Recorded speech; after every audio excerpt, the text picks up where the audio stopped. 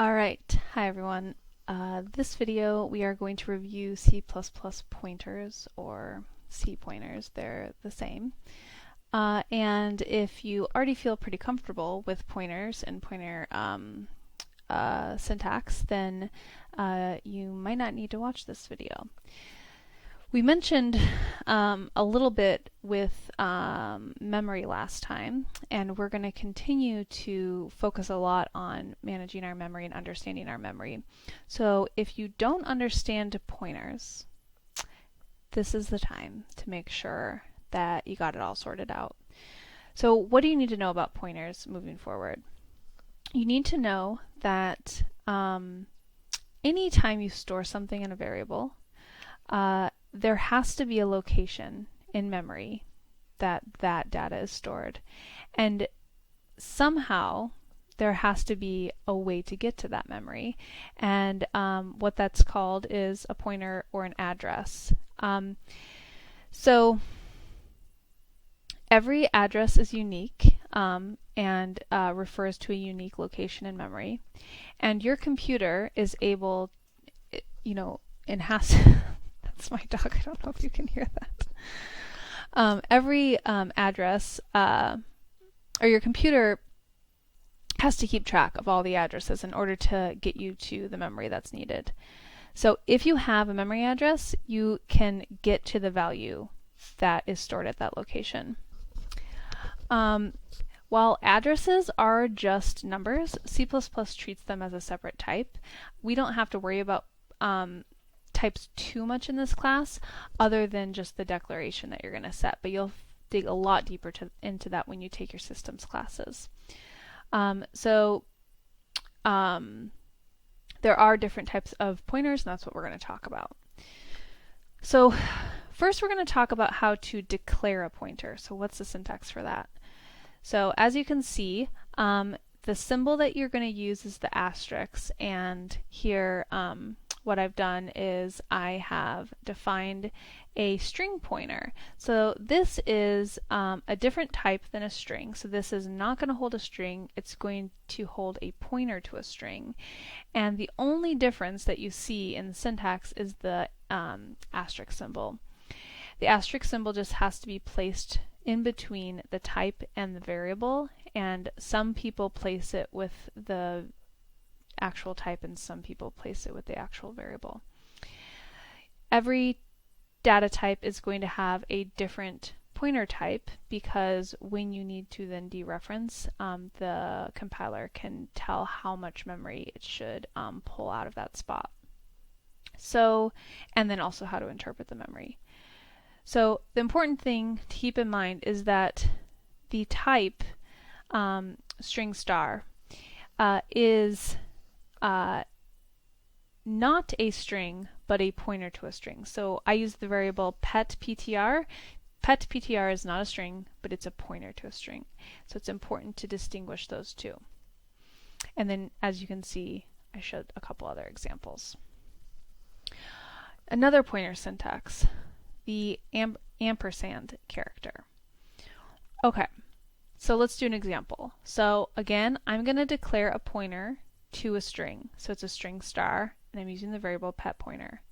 I'm also going to declare a string and initialize that string with the string literal cat. So now I have pet equals cat. These two things currently don't have anything to do with each other. But on the next line of code right here, I am going to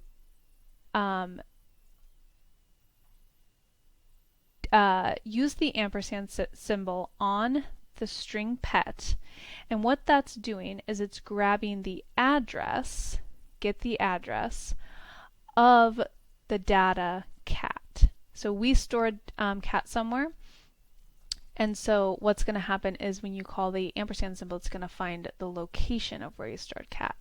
So the first thing that happened in this is that we declared a string pointer.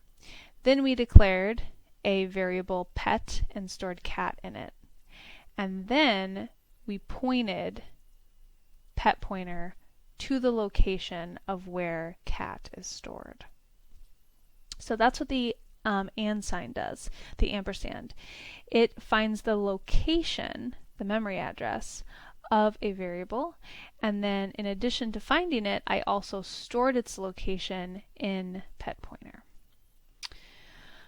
Okay, last syntax I wanted to go over is the dereference ampersand. So unfortunately, the dereference asterisks. Unfortunately, they use the asterisks for two different purposes. The C++ or the C creators, and so the asterisk is both going to declare a pointer type and dereference one. So what does dereference mean? Again, I'm going to declare a string pointer, call it pet ptr. I'm going to declare a string pet, and I'm going to store in it the word cat. So I've declared this, and I've declared and initialized this. Then I'm going to point the pet pointer to the address of the pet variable. And then if I want to use that pointer, I can use the dereference sign to print out what's stored in, at that location. So the asterisk says go to the pointer, go to where the pointer is pointing to, and give me back the value stored there. So asterisk is used for both declaring and dereferencing. Let's do a bunch of practice. Okay, so I'm going to initialize a pointer that's going to point to an int. I'm going to not only declare this pointer, but I'm going to initialize it to null. You should also use null pointer, but this is like some older syntax. And then I'm going to declare an integer and store 16 in it. So now I have two things set up and declared and initialized. Then I'm going to do the same thing. I'm going to get the memory address of n, which turns out is 42 in this. Remember, the address is just some number. It's usually a much bigger number, but and then I'm going to make n pointer point to the location of n. Okay, let's try something else. So now we're going to initialize a string pointer to null, declare and initialize. We're going to declare and initialize a string, and we're going to initialize it to hello. Now we're going to point the s pointer to the location that hello is stored.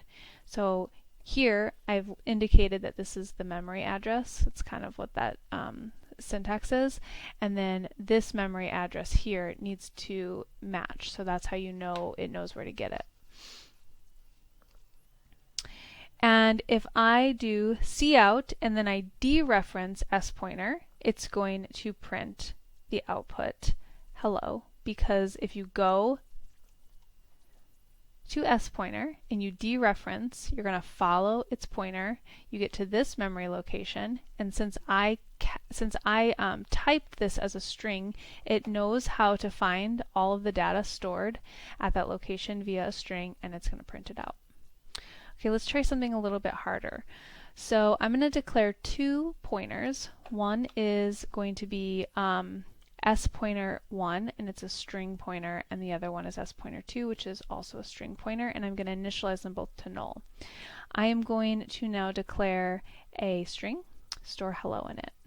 I am going to start by setting pointer 1 to the location of s, which stores hello.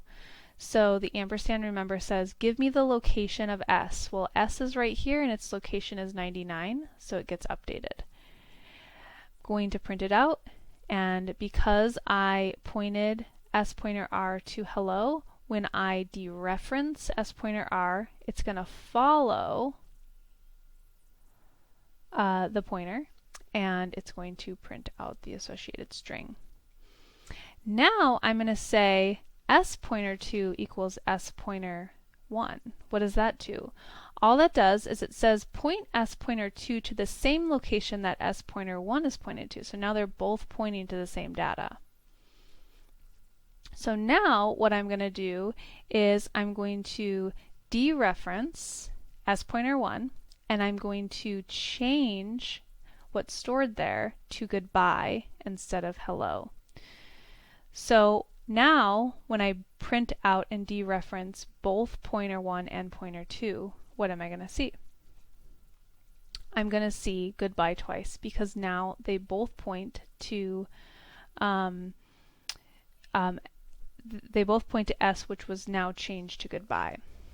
Now, with pointers, with memory, there is literally no way to write your code without drawing things out. I drew all this out for you, and so it was easy for you to follow along and see what everything was doing. But if I just gave you this code, would it have made as much sense to you? Probably not. So really important to take some time to draw things out. And when you come to us for help, when you're trying to work out something that's kind of deep in memory, the first thing we're going to ask you is, please show us your drawing of what your memory is supposed to be doing. A pointer is just a memory address, and the memory address is just the location that refers to some some data that's I don't know what I just said. The pointer is a memory address, and it refers to the address of some variable or null. There's lots of different types of pointers, and it's important to type out your pointers by type, because when they get dereferenced, the compiler needs to know what it is dereferencing and how much to take out of that memory location. To declare a pointer, you use the asterisk. To get the address of a variable so that you can store that address in a pointer, you use the ampersand. To access the value that is stored at a pointer, you use the asterisk again. And two pointers can point to the same variable, and that makes it very confusing. Okay, so that's it for this video. I hope that was a nice quick review for you on pointers and pointer syntax. If you need to do a little bit of extra practice on that because that was too fast for you, please do. It will really help you as we move forward and build our data structures.